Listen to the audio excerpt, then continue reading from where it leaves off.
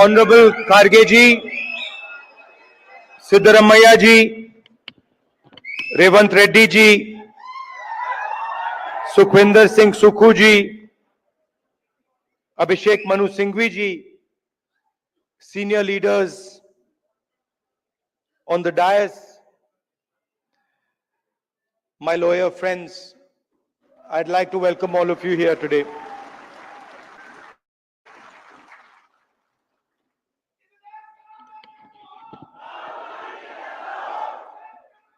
नहीं बॉस, नहीं, मैं राजा नहीं हूं, राजा बनना भी नहीं चाहता हूं. मैं राजा के अगेंस्ट हूं, कॉन्सेप्ट के अगेंस्ट हूं.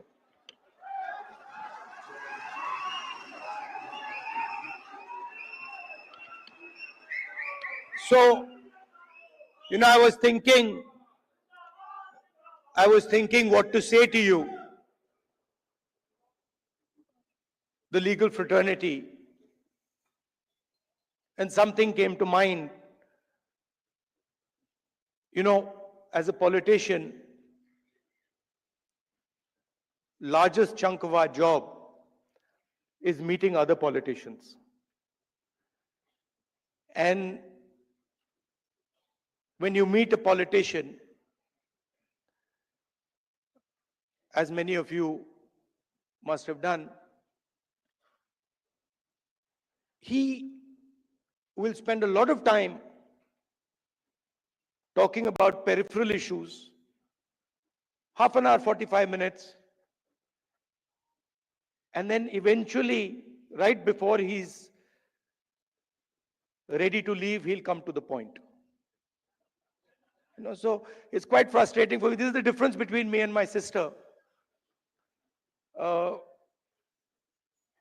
She has much more patience on this front, so she'll listen, for half an hour, 45 minutes. And I'm thinking, okay, listen, you've come here to tell me something. Cut out the suspense. Tell me why you've come. And this sometimes comes as a shock to us politicians. Because also there's another thing going on. They also need the world to know that the meeting was 1 hour long or 2 hours long. Now, you're exactly the opposite. So, your time is expensive, unlike ours. So you come in and you instantly say what you have to say. And then on the other end of the spectrum is Dr. Singhvi, who is, I've also dealt with a lot of lawyers, but he is like a laser beam. He will get to the point instantly, and he will cut exactly to what the issue is. And I've got, I don't know, I've lost count, but I think somewhere around 30, 32 cases. And so I discuss, these cases with him. And it's very refreshing because it's literally, Dr. Singhvi, what do you think? And in 30 seconds, he's told me everything I need to understand has been delivered to me in 30 seconds.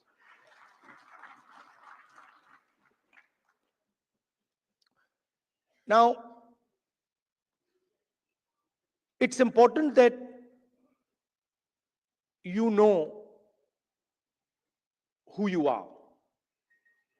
In our tradition, in the Eastern tradition, religious tradition, spiritual tradition, what is important is that you understand who you are.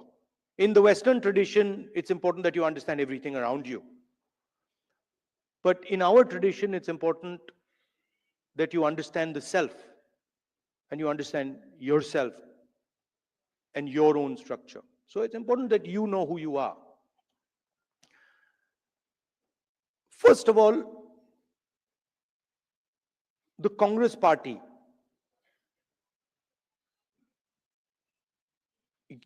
you're the people who started the Congress party. So the Congress party was essentially lawyers, right? And Singhvi ji, No, and you need to be reminded of this because, and I'm not just talking to you, I'm talking to every lawyer in this country. We would not have got freedom. We would not have got freedom if the lawyers of this country had not fought for freedom. All this talk about constitution, this would not be here if it had not been for lawyers. You mentioned, Singhvi ji mentioned Gandhi ji, Nehru ji, Patel ji, Ambedkar. Those were the top 5 or 6 people. But if you actually look at the Congress party in those days, there were other people, thousands and thousands of other lawyers who were operating at a lower level. So the freedom movement was actually fought in large measure legally. Right? So you are the people who are the backbone of the Congress party. And you are also the people who envisioned this constitution. If you had asked people who did not understand the law to frame this, it would be impossible. Right? So it was lawyers, it was the legal mind, it was the legal fraternity that built this entire architecture. And why am I telling you this? Because it is the architecture that you built that is being destroyed today. And it is being systematically unraveled on every front. Some visible in front of our face, and others hidden. You know, I've been speaking recently about the election system. I always had a suspicion that there was something wrong. Right from 2014, I had a suspicion that there's something wrong. Something does not add up. In fact, I'll even go further. I had a suspicion in the Gujarat Assembly elections already. Okay? This ability to win sweeping victories. Congress party doesn't get a single seat in Rajasthan, doesn't get a single seat in Madhya Pradesh, doesn't get a single seat in Gujarat. This was surprising to me.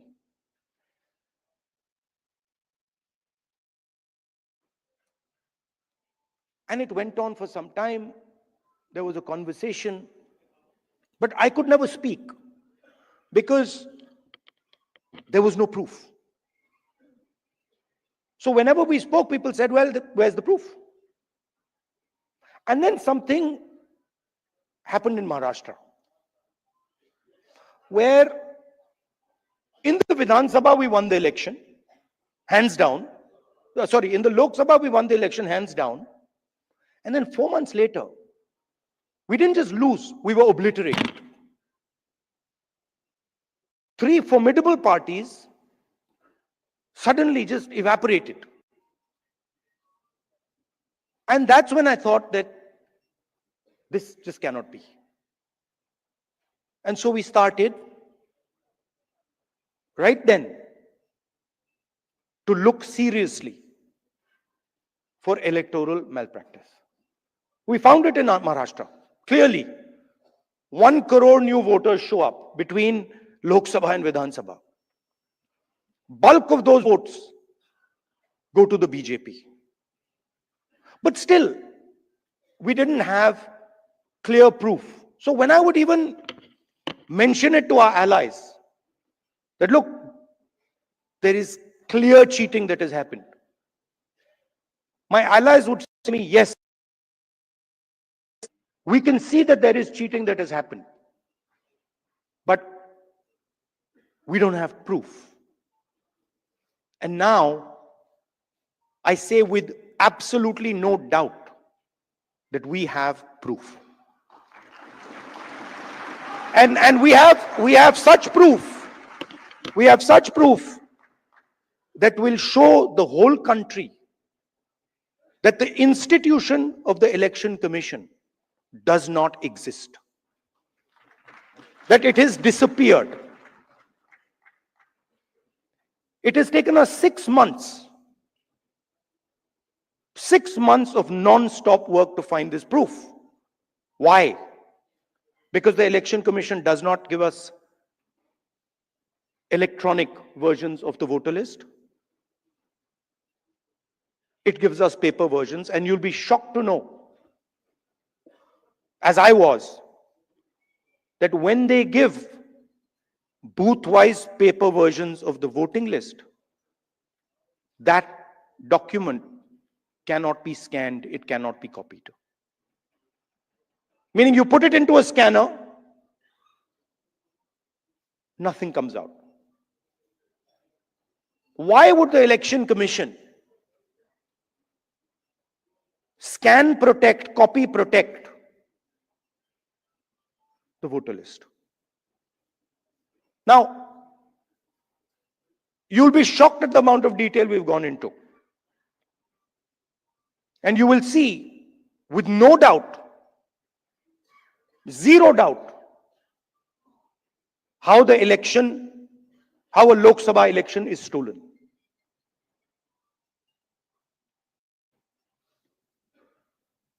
Six and a half lakh voters vote, and 1.5 lakh of those voters are fake.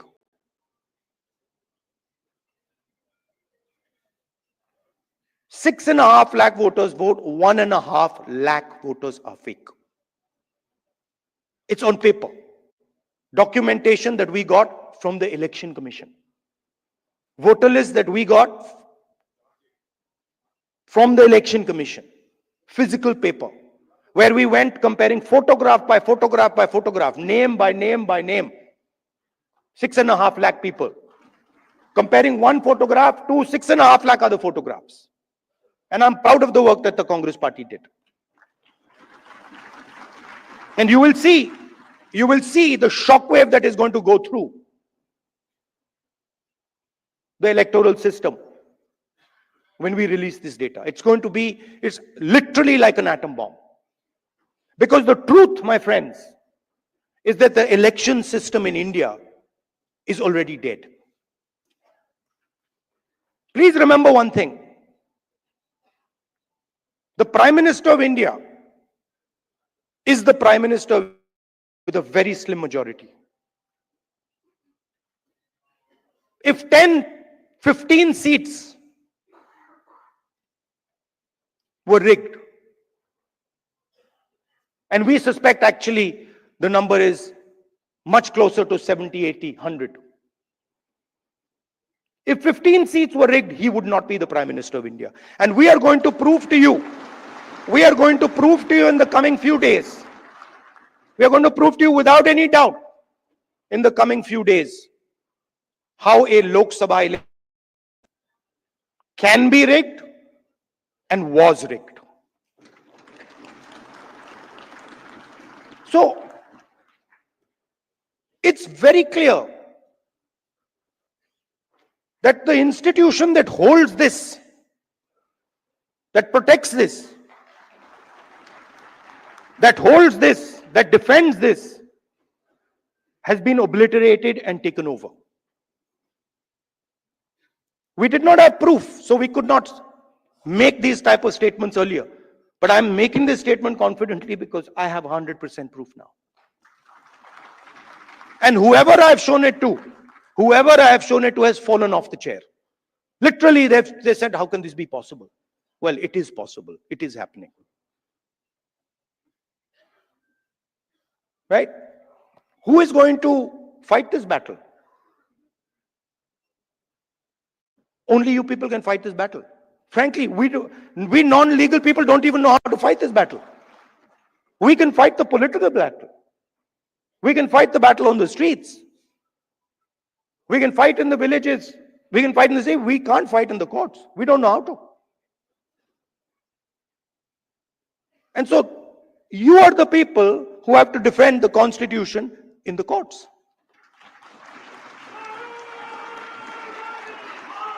You know, I had a document. We had a document. We had a document some years back on the Rafale deal. Randeep is looking at me. Document that said clearly, black and white, that the Prime Minister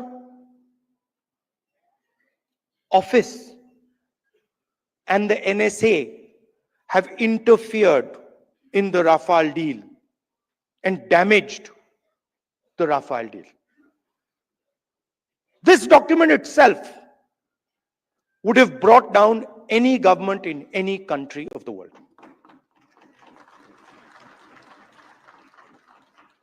Nothing happened. Nothing happened. You know where the document went. You know where the document died. Nothing happened. I'm fighting 30 cases. Anyone who fights the regime, any political person, anybody who works in the NGOs, civil society knows that the moment you oppose, you will be attacked. You know, I remember when I was fighting the farm laws, and he's not here anymore, so really I shouldn't say it, but I will. And Arun Jaitley ji was sent to me to threaten me.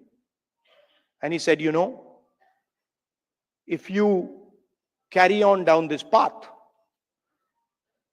opposing the government, fighting us on the farm laws, we will have to act against you. I looked at him and said, I don't think you know who you're talking to. I don't think you have an idea who you're talking to. Because we are Congress people. We're not cowards. We're not going to bend.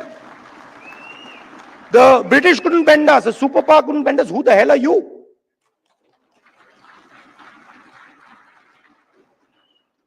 And wherever you look, the problem exists. I mean, I've said it clear as day here that we have 100% proof. Watch the newspapers and the media tomorrow. They'll be talking about Bollywood, about how, you know, about how there was a fantastic dance, amazing solar eclipses taking place, something they'll come up with. And so this is a full-scale attack. And it's not just an attack on the Constitution. Because this book is a manifestation of India's identity.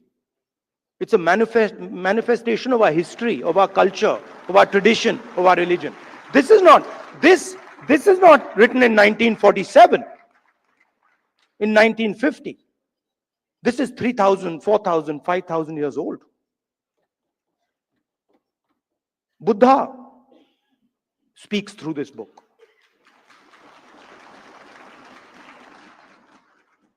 Narayana Guru, Basavana, Ambedkar, Periyar, everybody who's been anybody in this country. Right? Anybody who's been, you look, anybody, and in every state there are there. In Assam, Gaurav will tell you. Right? In Tamil Nadu, in Karnataka, in Uttar Pradesh, Kabir, there's a list. So this is not something that we dreamt up in 1947 or 1950. This is something, this is our blood. And how dare you attack our blood? Right? So we are not just, we must remember, we are not just defending this red book, this legal document.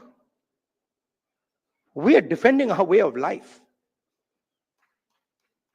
Right? Tell me which Indian tradition, which Hindu tradition says that you should beat up a Muslim child? Where is it written that you should lynch someone? Which tradition of ours says it? There's not a single tradition of ours that says it. Our tradition says everybody is the same. So these people, they're not attacking our politics. They're attacking us. They're attacking our history. They're attacking our religion. For anybody who understands Hinduism, anybody who has gone into depth in Hinduism, they're attacking Hinduism. And frankly, yesterday my sister said to me, now, personal बात है तो बोलनी नहीं चाहिए, मैं बोल देता हूं, नहीं माफ करूंगा. She said to me, Rahul, you realize that you're playing with fire. And I said, yeah, Priyanka, I am playing with fire. I will continue to play with fire. I'm not scared of playing with fire.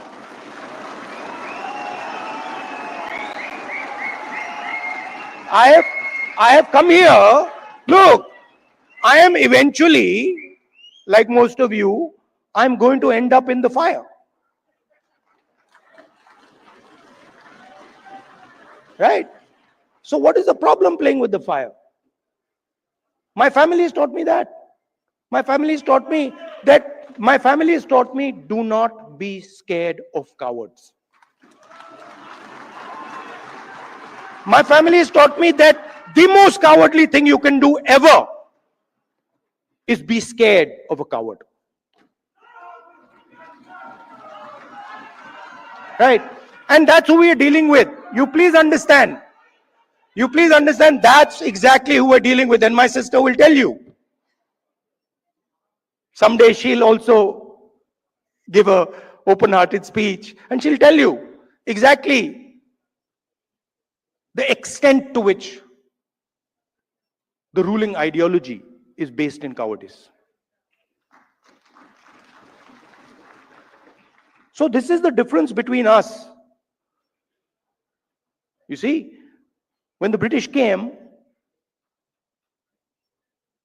you stood up and said, we will defend our tradition, our culture, and our way of life.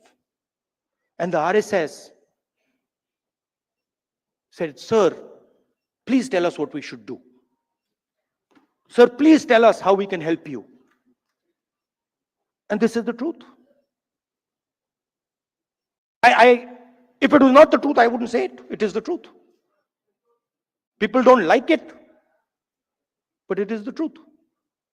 Gandhiji spent most of his adult life in jail. Nehruji spent most of his adult life in jail. Sardar Patel spent most of his adult life in jail. Why? Because they opposed the British. Show me the RSS leader who did it.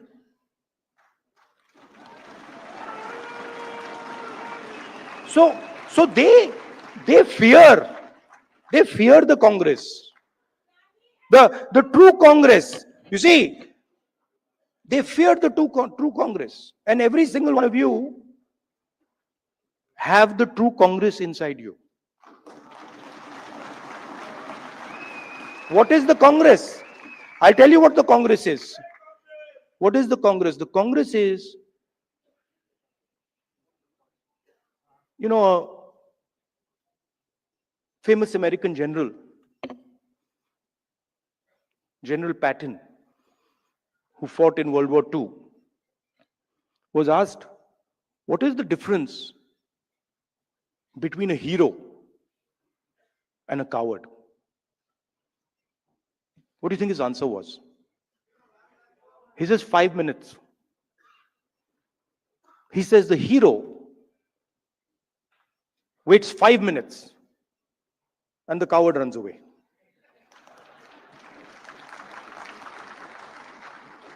Right? So the Congress is just simply bravery. It's just bravery. When somebody comes in front of you, says something to you that you don't agree with, and you have the courage to stand up and say, sorry, I don't agree with it. I will not accept it. That's the Congress. Up now, there's another element. You can be courageous and be wrong.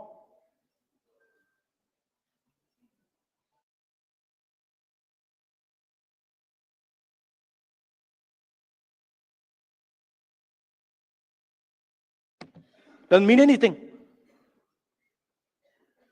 We are going to be courageous, but we're always going to be defending the truth, not defending some lie. And then the final thing, most beautiful thing, we're going to do it non-violently. So we will not, no matter what you do, you cut our arms off, we will not act violently towards you. So these three things, the ability to tell the truth, courage, and then not letting your anger overtake you and go into the zone of violence. This is the Congress. And if you want to define the BJP, just do the opposite. No, बड़ी अच्छी तरह fit होता है. If you don't have the courage, you deal in untruth, and you're violent. There you are. That's the difference. So I'd like to finish by saying, you're an inspiration to us. I mean, I know when I am navigating, when I am in the कहीं भी डाल दो मैं navigate कर जाऊंगा, but court में मैं नहीं जानता क्या करना है. मुझे कहते हैं, चीमा जी बैठे, मुझे कहते हैं भैया ये बोल मत देना. अभी भी देख रहे हैं, he's looking in my direction and saying ये कुछ मतलब उल्टा सीधा. Right? So I don't understand how to navigate that, and you help us navigate that. Singhvi ji helps us navigate that. Chithambaram ji, Kapil Sibbal ji is not here, but he also helps us navigate that. You know, so thank you very much. And finally, Singhvi ji, I had an idea while I was sitting there, which was that, you know, every hospital has a blood bank. When you need blood, there's a blood bank. And these days, because of the nature of the RSS and BJP, legal time has become like blood, right? Many people need this. For the Congress people, it's easy. You know, Sukhuji,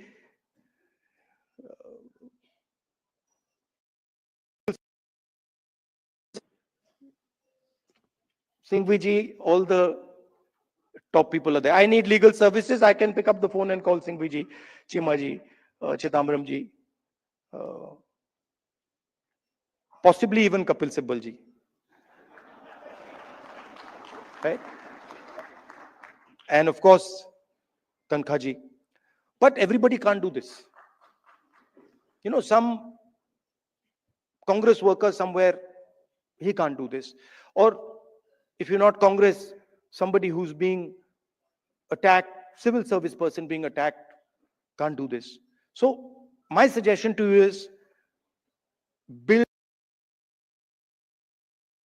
get your thousands of lawyers to say, listen, we commit X amount of time to defend the Indian Constitution, and anybody who wants access to that time can come. ये मैं जानता हूं आप करते हो, पर इसको आप सिस्टमैटिकली कीजिए.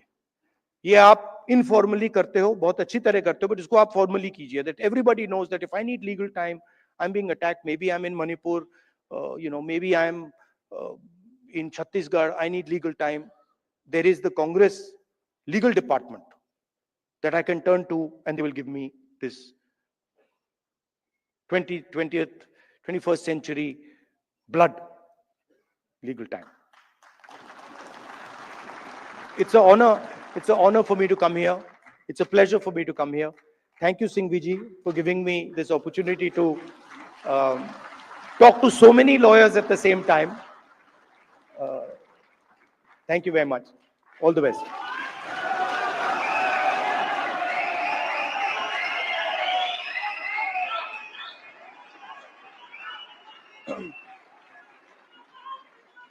Thank you very much, Rahul ji, for that very inspiring address and for being the crusader of people's rights. आपने इस देश को मोहब्बत सिखाई और आपने जब 2024 के पहले संविधान हाथ में उठा लिया तो ना सिर्फ सरकार को ललकारा बल्कि इस देश में न्याय की उम्मीद जगा दी और लोकतंत्र के खिलाफ जो षड्यंत्र हो रहा है and the way you are fighting it brings hope, and we hope that India's republic and our democracy will remain secure. Thank you very, very much for that. There are very few people who walk with the courage of their convictions like you do. Ladies and gentlemen, one of the most towering figures in Indian politics, he embodies resilience, compassion, and an unwavering commitment to social justice. He truly stands for what rising through the rank really means. In his remarkable journey from a bloc president to the elected president of the Indian National Congress, he has overcome profound personal tragedies and societal challenges. In fact, he started his political career as a lawyer for the trade unions. As the party's president since 2022 and leader of the opposition in Rajya Sabha, Shri Kharge ji has demonstrated exceptional political acumen, steering the party with wisdom in a complex political landscape. His commitment to social justice reflects through the setting up of the Siddharth Vihar Trust and the Buddh Vihar in Gulbarga. संविधान में उनकी आस्था और लोकतंत्र के प्रति उनकी प्रतिबद्धता हम सब के लिए एक आदर्श है.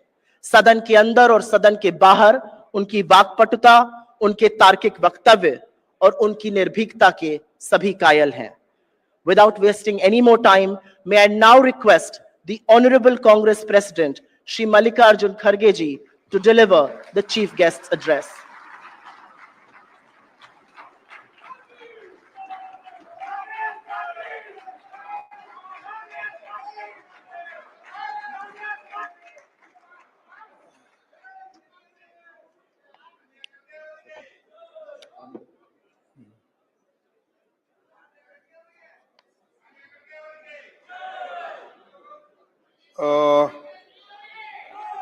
Pathways and Perspective, 2 August 2025. इसका जो सम्मेलन यहाँ पर हो रहा है और जिसकी तैयारी बड़ी जोर से आप लोगों ने किया है, इसीलिए पहले तो मैं आप सभी को धन्यवाद देता हूँ. अभी आपने राहुल गांधी जी की तकरीर सुनी और बड़े आज जरा जोश में बहुत थे कि पूरा लॉयर्स को देखते ही बहुत जोश आ गया, क्योंकि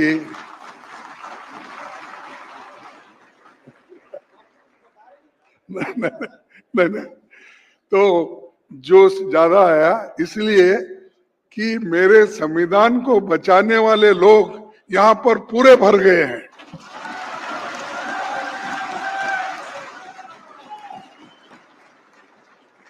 इसीलिए हमारे युवा नेता और अपोजिशन पार्टी के नेता श्री राहुल गांधी जी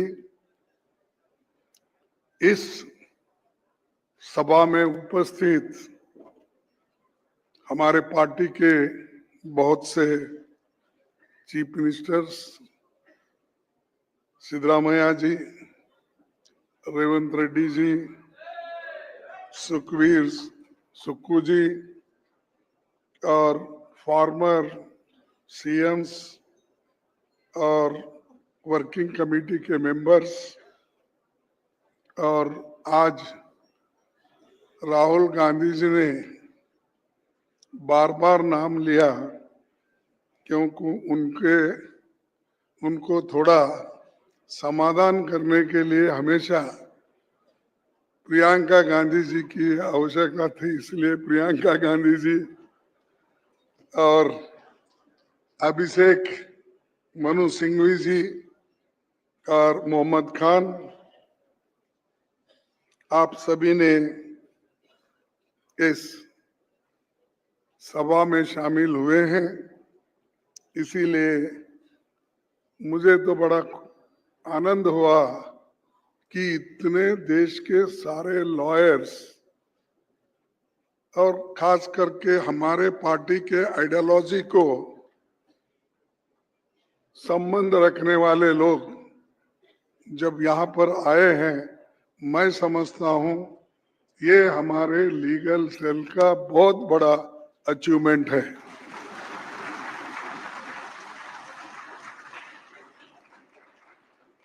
आज हम एक अत्यंत महत्वपूर्ण विषय कॉन्स्टिट्यूशनल चैलेंजेस और पाथवेज एंड प्रोस्पेक्टिव्स,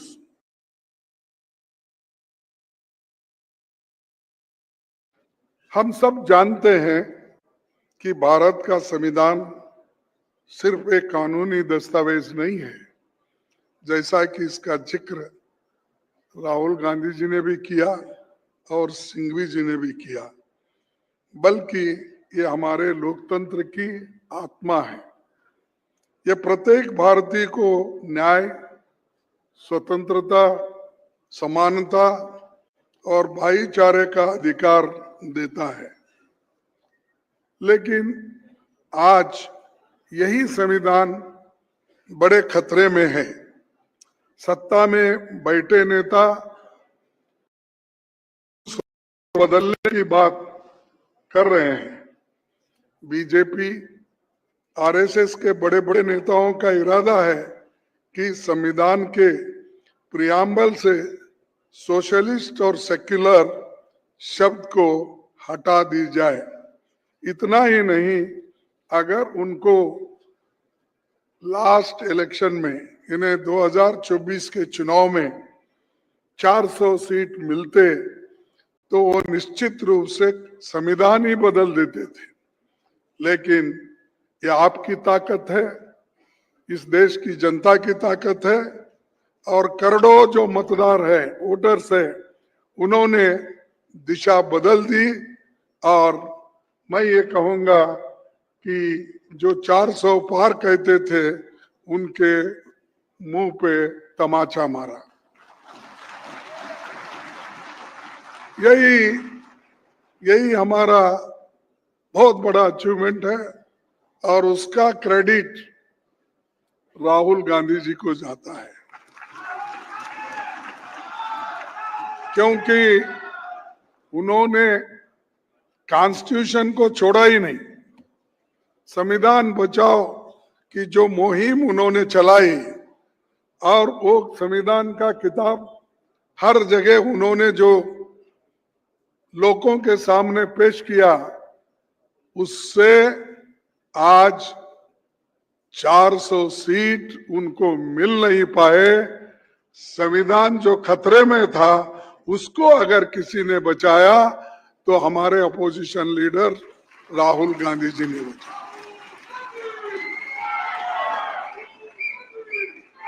हम सब लोग साथ में काम करते हैं, और जब एकता के साथ काम करते हैं, यूनिटी के साथ काम करते हैं, ऐसा ही हम कुछ साधते हैं।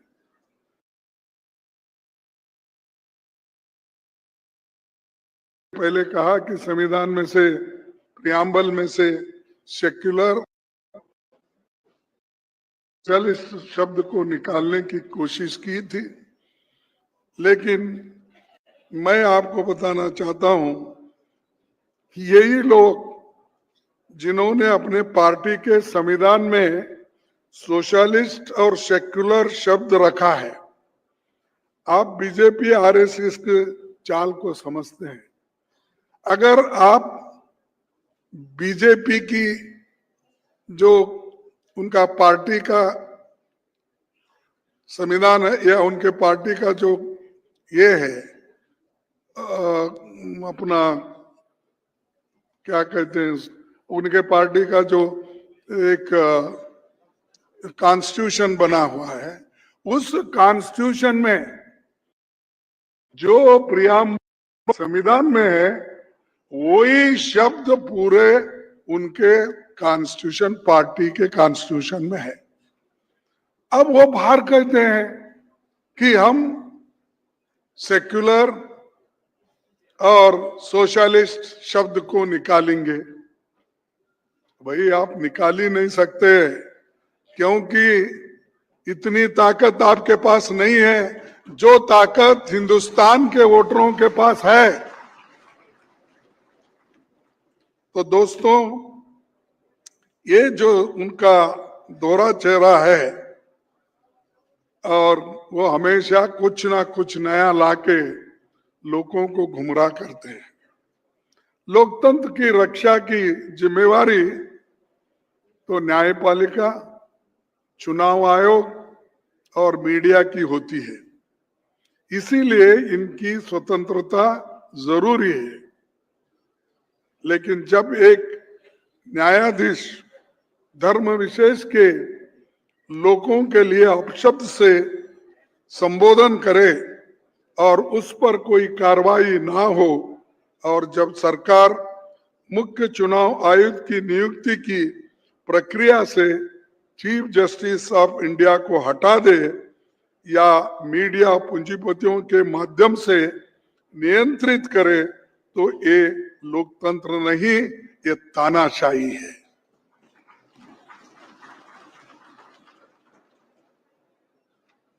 जो न्यायाधीश पार्टी को टीका करता है, धर्म को टीका करता है और एक पर्टिकुलर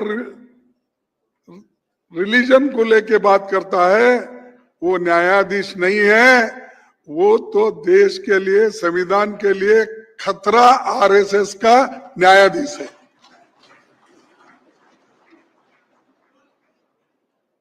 मैं और एक बात आपसे कहना चाहता हूं, बीजेपी शासित राज्यों में अल्पसंख्यकों को और दलितों के साथ भेदभाव आम होता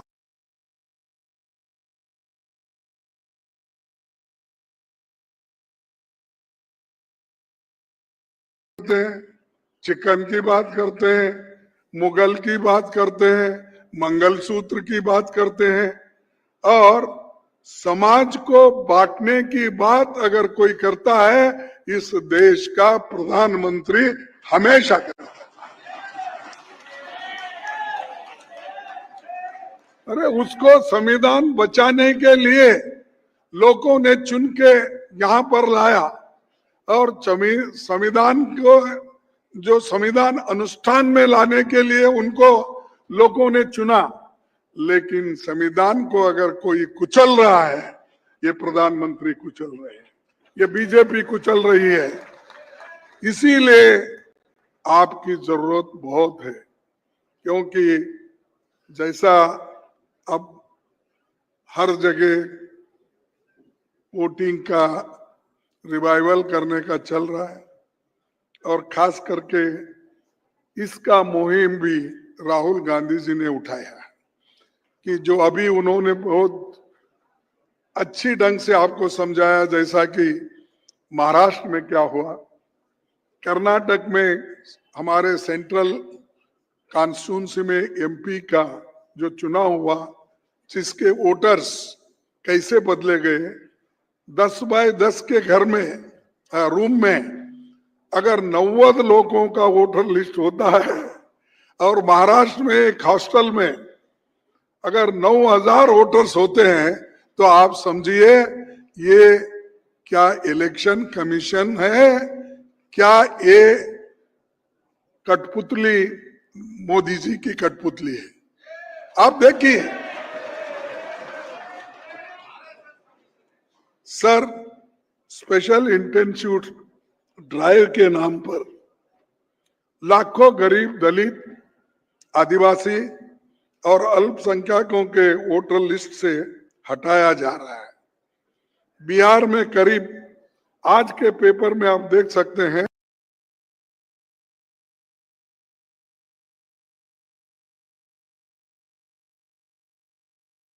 है आगे यही पूरे देश में उन्होंने खुद ये लिस्ट पब्लिश की है। 7 करोड़ वोटर में अगर 65 लाख या 1 करोड़ के करीब वोट घटते हैं, उनको रिजेक्ट करते हैं, तो मैं समझूंगा कि ये सोच समझ के उनकी चाल है। गरीब लोगों को वंचित करना, अल्पसंख्यकों को वंचित करना, और जो थके हुए लोग हैं या जो बहुत ही अपने हकूक का, ऐसे लोगों को काट छाट कर आज बिहार का वोटर लिस्ट बाहर निकला है। भाइयों, हमारे संविधान निर्माताओं ने सभी को 1 वोट 1 वैल्यू की अधिकार दिया है। ये पंडित नेहरू, डॉक्टर अंबेडकर, निर्माताओं और कांग्रेस पार्टी की देन है। क्या ये लोग तो उस वक्त थे नहीं ना? 1-2 थे। अगर ये वोट तो सिर्फ कांग्रेस पार्टी ने दी, कांग्रेस पार्टी के संविधान को ये मिला है। और डॉक्टर अंबेडकर 15 जून 1949 को संविधान सभा में कहा, क्या कहा? Franchise is a most fundamental thing, is a most fundamental thing in a democracy। कोई भी व्यक्ति जिसे हमारे संविधान के हिसाब से वोटर लिस्ट में शामिल किया जाना चाहिए, उसे किसी लोकल गवर्नमेंट के प्रिजुडिसेस या किसी ऑफिसर की विम पर बाहर नहीं किया जाना चाहिए। ये उस वक्त आर्टिकल 289 जो ड्राफ्टिंग कमेटी का आर्टिकल, उसी वक्त उन्होंने कहा कि किसी के दबाव में आके, या लोकल गवर्नमेंट हो या कोई लोकल लीडर्स हो, ऐसे लोगों के दबाव में आके अगर आप वोटर्स को वंचित करते हैं वोट से, तो ये अच्छा नहीं, उसी वक्त उन्होंने कहा है। तो जो संविधान सभा में चर्चा हुई, उसके खिलाफ काम आज ये गवर्नमेंट कर रही है और इलेक्शन कमीशन कर रहा है। और इलेक्शन कमीशन को तो बहुत बड़ा लेसन राहुल जी ने दिया है। उनको कहा कि आओ देखो, हम आपको दिखाएंगे। लेकिन इलेक्शन कमीशन पाप बेचारा वो भी परेशान है, क्योंकि अब वो कहा, सच कहा तो वहां रह नहीं सकता। अगर झूठ बोला तो लोग छोड़ते नहीं उसको। अब राहुल जी जैसे नेता लोग उसके पीछे पड़े, वो घबराया और बात बात में उन्होंने कहा, राहुल जी ने, तुम पद पे रहो या न रहो, तुम रिटायरमेंट होने के बाद भी हम आपके पीछा लगेंगे।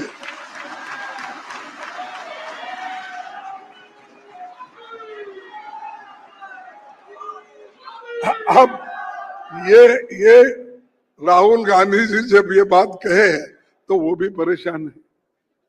हम क्या करना, इधर तो झूठ बोलो, इसकी आदत बीजेपी ने डाली है और सरकार हमको धमकी दे रही है। उधर रूल्स के मुताबिक अगर आप नहीं चलेंगे या नहीं करेंगे, हम आपको छोड़ेंगे नहीं। तो इसके बीच वो भी लोग थोड़ा परेशान है और हमको तो काम करना है और इससे आगे बढ़ना भी है। आज बीजेपी सरकार और चुनाव आयोग की वजह से ही संवैधानिक अधिकार खतरे में है। सुप्रीम कोर्ट ने इसकी गंभीरता समझी, लेकिन सुप्रीम कोर्ट की बार बार सलाह के बावजूद चुनाव आयोग ने Aadhaar card, voter list, ID, ration card आदि डॉक्यूमेंट्स को अपनी लिस्ट में शामिल नहीं किया था। इसको करने के लिए उन्होंने ओरल इंस्ट्रक्शंस भी दिया था, लेकिन इन्होंने नहीं किया, नहीं करना भी चाहते हैं, क्योंकि ये सब लोग अगर हम वोटर लिस्ट में डालेंगे, ये लोग देश के हित में कांग्रेस को ही वोट देंगे, ये समझकर उन्होंने इन लोगों को वो निकाल दे। ये गलत है। एक बार वोटर लिस्ट में लाओ, वो डेमोक्रेसी में किसी को भी वोट दे सकते हैं, लेकिन चुन चुन के ये काम कर रहे हैं। और जैसा राहुल जी ने कहा, और हम ये कहेंगे, कांग्रेस पार्टी उनको नहीं छोड़ेगी। जहां भी है, उनके शब्द में बोलूंगा, पकड़ लेके लाएंगे। उन्होंने ये कहा कहीं भी अगर छुप गए तो भी हम पकड़ के लाके उनको पूछेंगे ये गलतियां क्यों कर रहे हैं। दूसरी बात, आज देश की परिस्थिति क्या है? आज देश की 1% आबादी के पास 40% संसाधन है, धन है, पैसा है, और आज हायर एजुकेशन तो गरीबों के लिए सपना बना है। 6 लाख 60 लाख फीस बच्चे, गरीबों के बच्चे कहां से लाएंगे? और हमारे संविधान में तो डायरेक्टिव प्रिंसिपल्स में आपने कहा है कि शिक्षा सबको मिलेगा, सबको देंगे, फ्री एजुकेशन। इसीलिए श्रीमती सोनिया गांधी जी ने जो एक्ट लाया शिक्षा का, फ्री एजुकेशन का, लेकिन आज ये गवर्नमेंट एजुकेशन भी बेच रही है और गरीब के पढ़ने के लिए जो सरकारी स्कूल खोले थे वो भी एक बंद कर रहे हैं।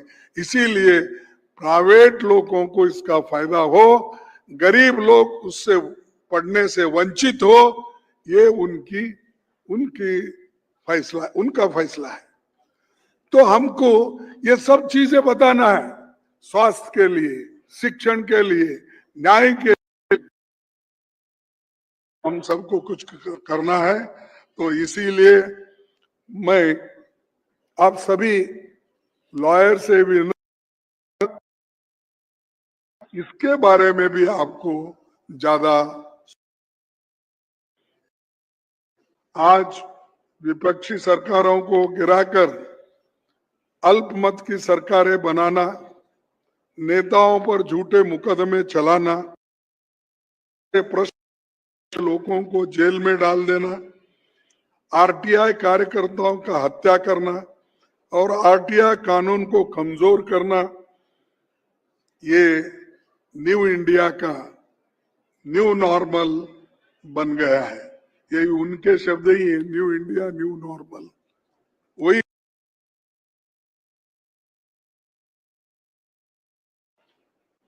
आखिर में मैं ये कहना चाहता हूं कि आरएसएस भाजपा संस्थानों पर कब्जा कर रही है। इसका सबसे उदाहरण हमारे सामने है। जितने भी गवर्नमेंट के स्कीम हो, पूरे आरएसएस के इंस्टीट्यूशन से कर रहे हैं, उनके संस्था से कर रहे हैं। जितने भी गवर्नमेंट के स्कीम्स आते हैं अपने कार्यकर्ताओं को वो दे रहे हैं, और देकर सच झूठ कुछ भी हो, सिर्फ बीजेपी को और आरएसएस को फायदा हो, ये काम वो कर रहे हैं। तो जब आवाज उठाते हैं उनको जेल भेजा जाता है, उनके ऊपर उनको हरास किया जाता है। तो मैं आप विनती करूंगा,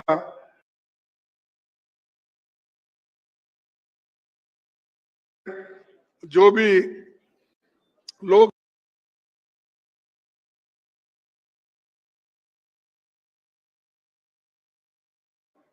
आप सभी लोग एक होकर हमारे साथ खड़े होंगे, कार्यकर्ता के साथ खड़े होंगे, ये मैं आशा करता हूं।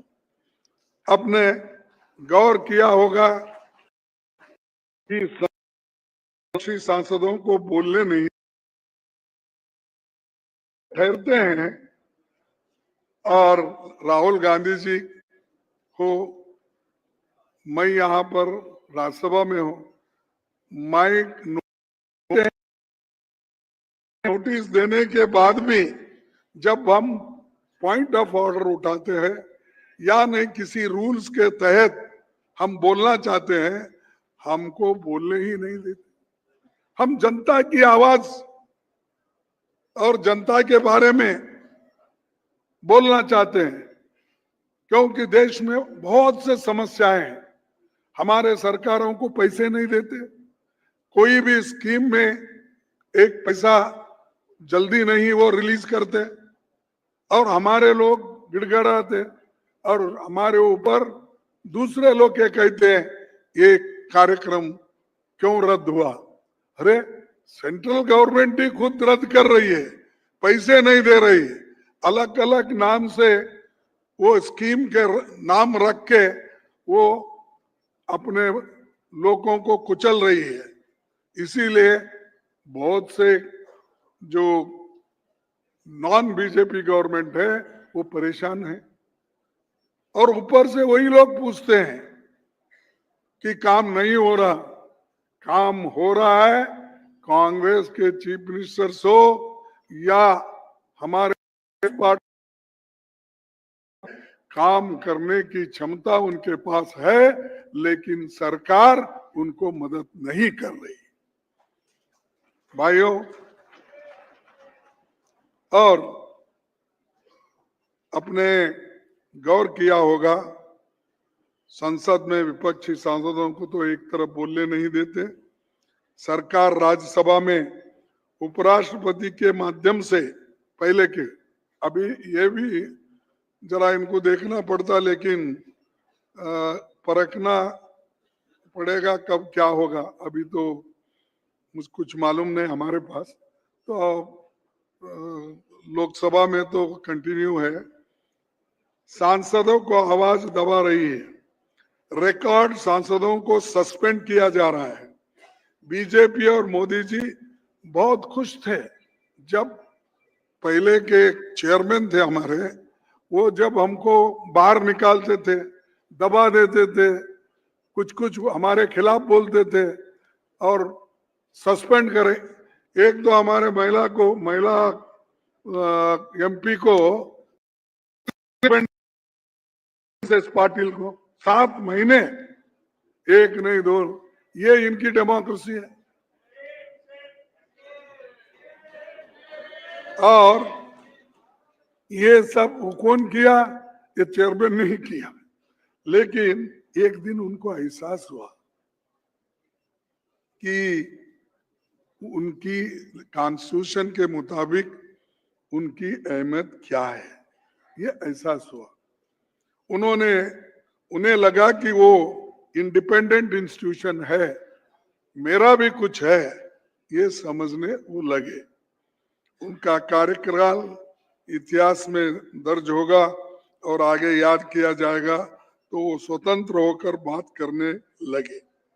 जब वो स्वतंत्र होकर बात करने लगे वो रूल्स की तहत अपने आप को असर्ट करने लगे, उन्होंने इलाहाबाद जज शेखर यादव और जज यशवंत वर्मा के इम्पीचमेंट का मोशन स्वीकार करने के बाद में इनको ऐसा लगा ये वीपी, ये चेयरमैन हमारे हाथ में रहने वाला नहीं है, ये सब हमारे खिलाफ जाने वाला है, इसको पहले निकालो। तो उन्होंने उनको थ्रेट किया, या तो तुम विड्रॉ करो जो एडमिट किए हैं मोशन, या तो विड्रॉ करो या तो आप रेसिग्नेशन दो। तब ये धमकी देने के बाद उन्होंने कहा मैं विड्रॉ तो नहीं करता, मैं रिसिग्नेशन देता हूं। तो उन्होंने रिसिग्नेशन दिया। तो ऐसा दबाव हर एक पर वो डालते हैं और डाल रहे हैं, लेकिन वो दबाव कांग्रेस पे नहीं चलेगा। कांग्रेस के लोग डरने वाले नहीं हैं। अरे कांग्रेस के लोग तो इस देश को आजादी दिलाए हैं, मरे हैं, सूली पे चढ़े हैं, वो डरते हैं। देश के एकता के लिए इंदिरा गांधी जी ने अपनी जान दी, राजीव गांधी जी ने अपनी जान दी, और जो लोग, जो फैमिली देश के एकता के लिए जान देती है, क्या ऐसे लोगों को, छोटे मोटे लोगों को डरती है?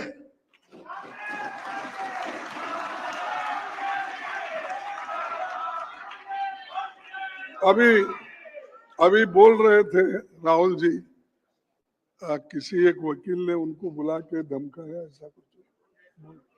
हाँ, अरुण जेटली, ठीक बोले। तो अरुण जेटली डरा। अरे वो किसी को डरने वाले ही नहीं, अब अरुण जेटली को क्या डरेंगे? क्योंकि सच जो बोलता है और सच्चाई पे जो चलता है उसको कोई डरा नहीं सकता।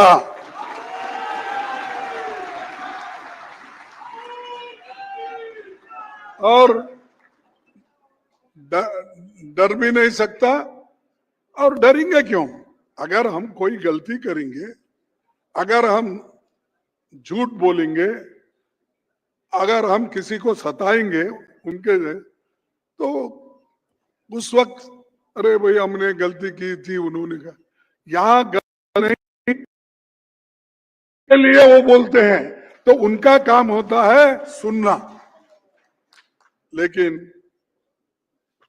मोदी जी ये बर्दाश्त नहीं करते और उनका इस्तीफा मांगा।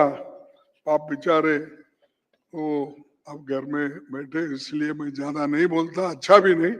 अगर ये इंफॉर्मेशन उनको पहुंचा तो भी मैं माफी मांगता हूं उनसे, क्योंकि उनकी सुनते, बीजेपी का सुन के, आरएसएस का सुन के उन्होंने गलती की, उन्होंने खुद गलती नहीं की। तो जब आदमी खुद गलती करता है इंटेंशनली, उसको हम ब्लेम करना चाहिए। लेकिन इन्होंने तो उनके तरफ से गलती की, उनको बचाने के लिए झूठ बोला, अपने आप को बचाने के लिए नहीं। तो इसीलिए मैं आज ये भी आपके सामने ये बात रखना चाहता हूं, किस ढंग से वो चेयरमैन को भी डराते हैं। अब दूसरे लोगों को तो कितने डराए होंगे उन्होंने।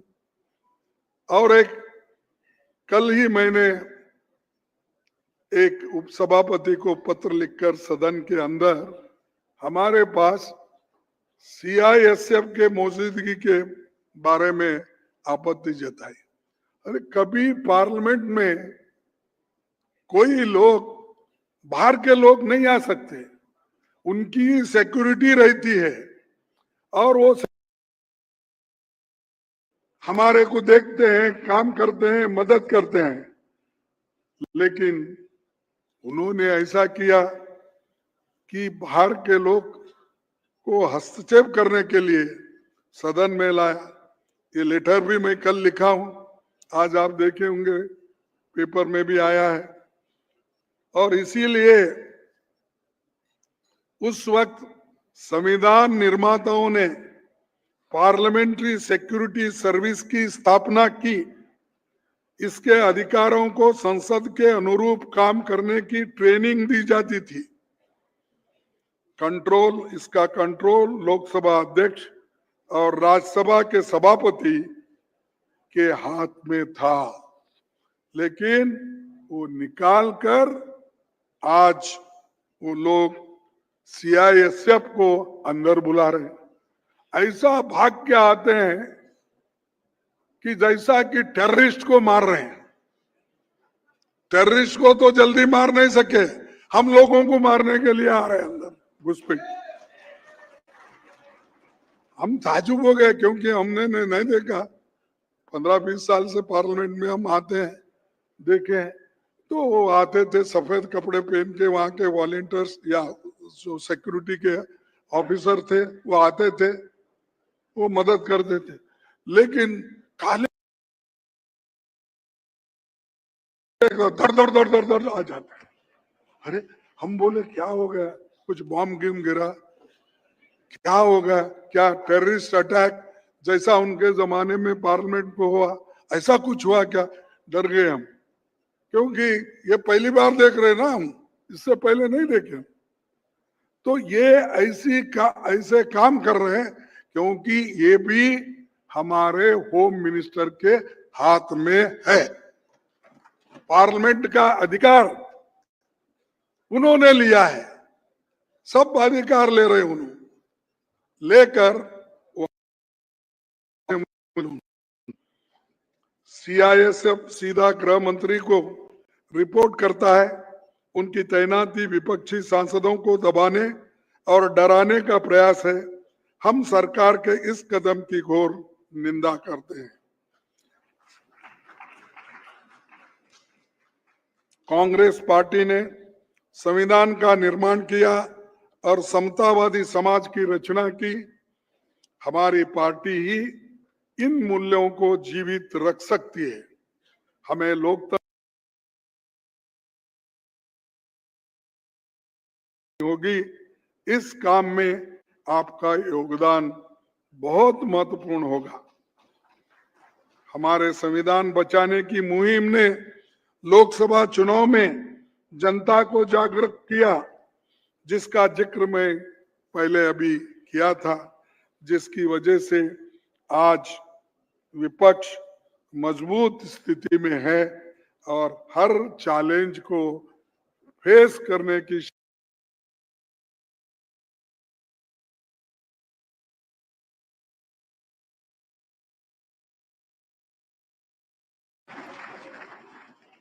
और आप और हम सब जब मिल के काम करते हैं तो हमको कोई डरा नहीं सकता। तो इसीलिए हमको ये देखना होगा कि एक तरफ न्यायपालिका, चुनाव आयोग, जांच एजेंसियों को राजनीतिक हस्तक्षेप से मुक्त करना होगा। शिक्षा, स्वास्थ्य और रोजगार, चुनावी प्रक्रिया को स्वतंत्र और निष्पक्ष बनाना होगा। सरकार को समझाना चाहिए, कभी भी टकराव से, सरकार को ये समझना चाहिए कि कभी भी टकराव से समाधान नहीं निकलता। शायद वो समाधान चाहते ही नहीं है। राजनीतिक दलों और नागरिकों के साथ संवाद करना चाहिए, वो संवाद भी नहीं करते। पार्लियामेंट मेंबर्स को बुलाकर बात भी नहीं करते। और हमारे मोदी साहब तो वहीं बैठे रहते, टीवी देखते रहते अपने रूम में, लेकिन पार्लियामेंट में कदम नहीं रखते। क्या समझ में नहीं आया मेरे को। अरे आप टीवी वहां देखने के या अंदर आके ये फिजिकल देखो ना, वो देखने को तैयार नहीं। उनको क्या डर रहे मेरे को समझ में नहीं है। आप निडर हो ना, ठीक है, हमारा देश का नेता निडर होना चाहिए, वो सामने भी नहीं झुकना चाहिए।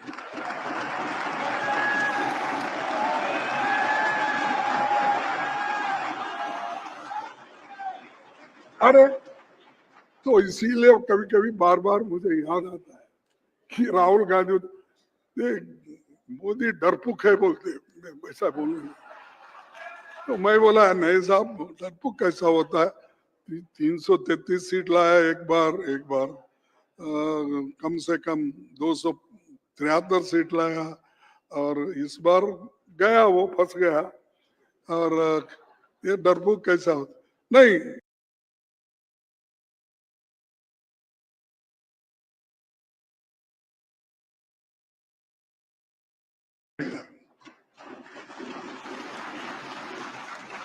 तो ठीक है, हमको डरा रहा है क्योंकि पार्लियामेंट में मेंबर हमारे, लोकसभा में हमारे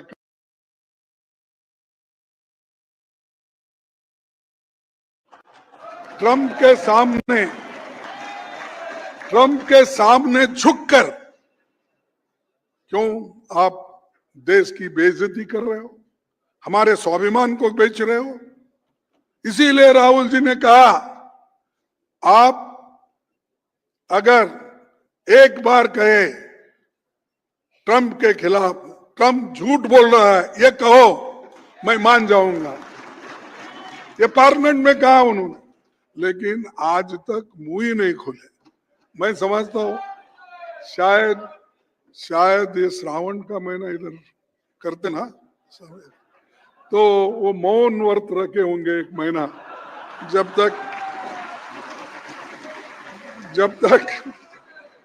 तक ये महीना खत्म नहीं होगा, जब तक हमारा सेशन खत्म नहीं होगा, तब तक वो मौन व्रत रखे हैं। तो डर के नहीं, वो मौन व्रत रखे क्योंकि भगवान से आए ना, वो क्या है, नॉन बायोलॉजिकल ये है, इसीलिए वो किसी को ये नहीं करता। तो इसीलिए ऐसा आदमी इस देश के प्रधानमंत्री बने, अगर ऐसा ही चला तो देश का तो दिवाला उठ जाएगा। और हम नहीं बोल रहे, दूसरे लोग भी बोल रहे, और जो राहुल जी ने कहा कि ये लोग दिवाला उड़ाने वाले हैं, दिवाला उड़ गया अभी। तो इसको हमको बचाना है, खुशी नहीं है। देश का अगर आर्थिक स्थिति कमजोर हो गई, हमारे बच्चों को शिक्षण नहीं मिल रहा, हमारे लोगों को स्वास्थ्य का ये नहीं है, फैसिलिटीज नहीं है, तो हमारी जनता मरेगी ना। हमारा तो 140 करोड़ जनता को अच्छा स्थिति में रखना हमारा भी फर्ज है, हम उसलिए कोशिश करते हैं। लेकिन ये लोग हमेशा यही करते हैं, युवाओं को संविधान का विरासत का रक्षक बनाना होगा, उन्हें उनके अधिकारों और कर्तव्यों के प्रति जागरूक कर जवाबदेही के लिए प्रेरित करना होगा। ये सब हमारी जिम्मेदारी है। मीडिया और हर नागरिक को वॉचडॉग की भूमिका निभानी होगी, तभी जीत हमारी होगी। इतिहास साक्षी है, सच हमेशा जीतता है, और सच अगर जीतता है तो हम सब लोग सच के साथी हैं।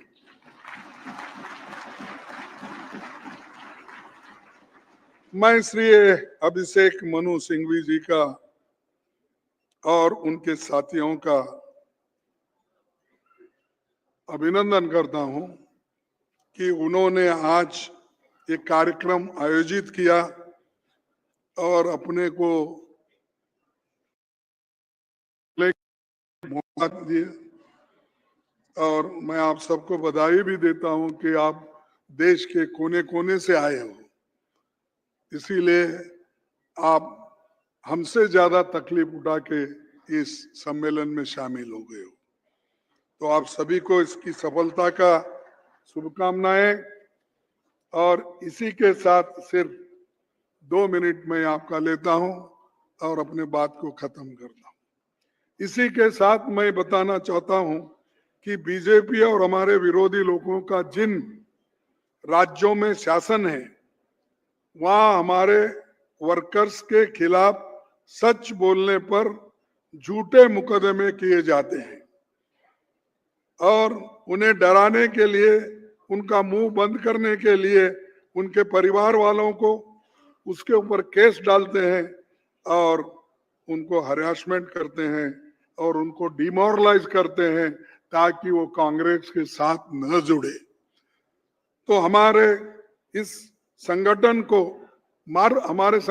मार पड़ती है इससे, क्योंकि लोग डरते हैं, अरे ये पुलिस में गए तो कोई पूछता नहीं, कलेक्टर के पास गए तो कोई पूछता नहीं, तो इसीलिए बड़े बड़े लोग ही आगे पीछे देखते हैं और हमारे संगठन में वर्कर्स मार खाता है। हमेशा वर्कर्स आगे रहता है, वो मार खाता है, लेकिन बड़े बड़े लोग कभी कभी चले जाते हैं। लेकिन मेरे को शुरू शुरू में लगा था तो मैं बोलना क्या नहीं बोलना छोड़ देता हूँ, भी बोलना ठीक नहीं है इस संदर्भ में। छोटा कार्यकर्ता बेचारा क्या करेगा। ये शाह के वॉशिंग मशीन में गए, कोई राज्यसभा मेंबर बना,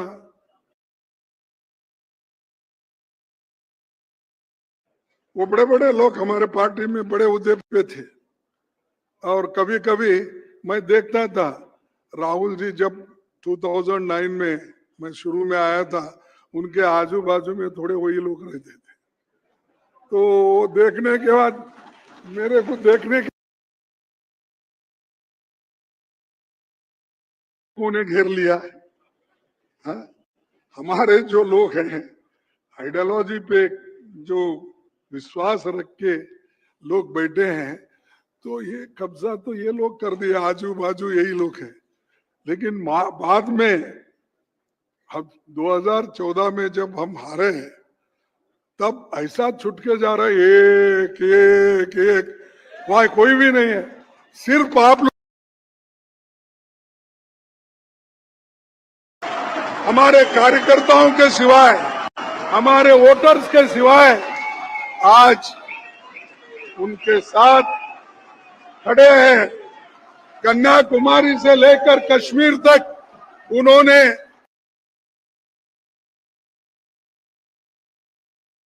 यही लोग कार्यकर्ता लोग। भारत जोड़ो यात्रा में कौन थे? हमारे लोग ही थे, हमारे लोग ही थे। इसी लोग चले गए, पीड़ा गई, कम से कम हमारा आइडियोलॉजी बच गया। तो ये शाह के वॉशिंग मशीन में चले गए, कुर्सी की लालच में गए, जाने दो, कोई परवाह नहीं। देश लीगल, मेरे साहब बहुत बड़े बड़े वकील भी हैं, मैं अपने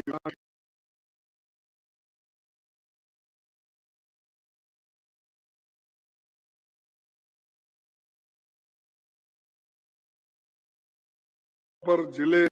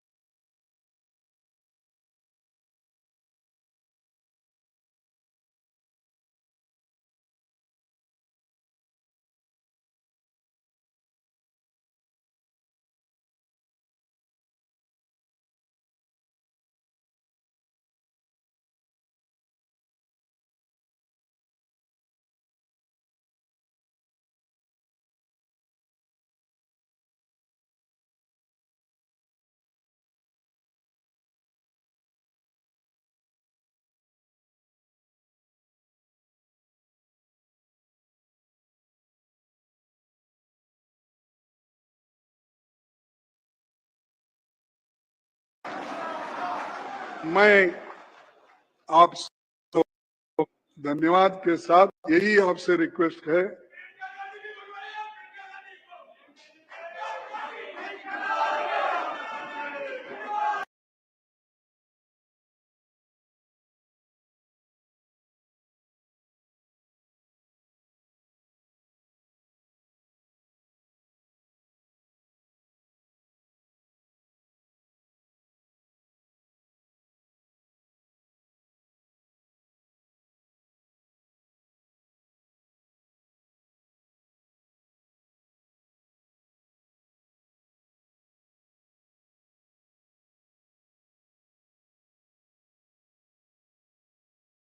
दीजिए।